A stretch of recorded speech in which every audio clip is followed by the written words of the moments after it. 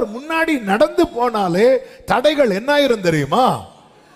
நம்மால நீக்கப்படக்கூடியதாய் மாறிடும்.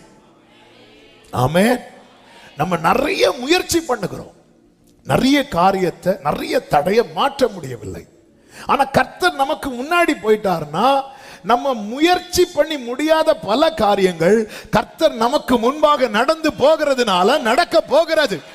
இந்த ஆகஸ்ட் 4வது நாள் ஜெபத்தில் கலந்து கொண்டிருக்கிற அன்பு சகோதரா சகோதரி, இதுவரை நீங்க செஞ்சு நடக்கல, ஆனா இனி கர்த்தர் உங்களை வச்சு அதை நடப்பிக்க போகிறார். விசுவாசிக்கிறவங்க மட்டும் நல்ல கரங்களை தட்டி